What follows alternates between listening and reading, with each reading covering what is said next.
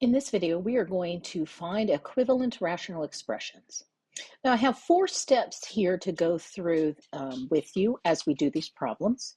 So instead of just reading them to you, let's actually look at a problem and do them. So it says, in this example, we're going to rewrite each rational expression with the same denominator.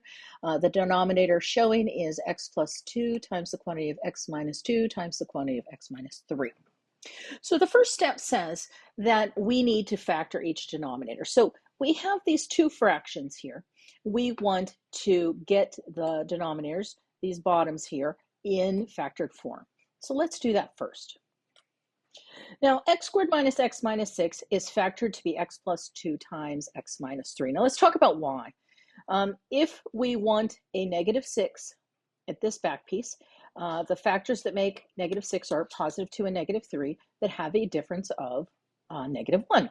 So that's how you can check that. We can do foiling, we can do distribution, and we should get to what we see here, and you would. This is the difference of squares, so that allows us to factor pretty nicely. Just take the square roots, and one would have a plus and one would have a minus. That's why we get x plus 2 and x minus 2. So that's our first step.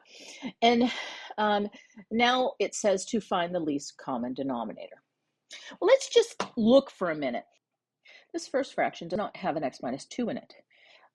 And this last fraction does not have an x minus 3 in it. That's where they got this from. In these particular examples, they're going to give you the denominator that happens to be that least common denominator, which we see right here. So what we need to do then is in step 3, we need to multiply each denominator by the missing factor. So our missing factor here was that x minus 2, so we're going to multiply that on top and bottom. The missing factor here is x minus 3, so we're going to multiply that on top and bottom.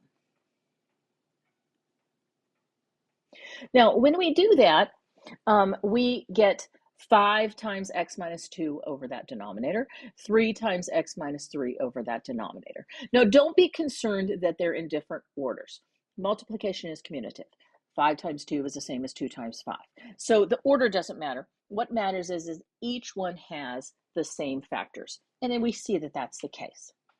Now, the last step, step 4, says to simplify the numerators. So let's talk about what we would do here. 5, we would multiply in to distribute that to both the x and the negative 2. 3, we would distribute that in to both the x and the negative 3.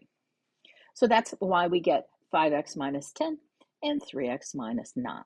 So that is a little bit about how we find equivalent rational expressions that will have a common denominator. So thank you so much for watching. I hope that helps you understand that. Have a great day.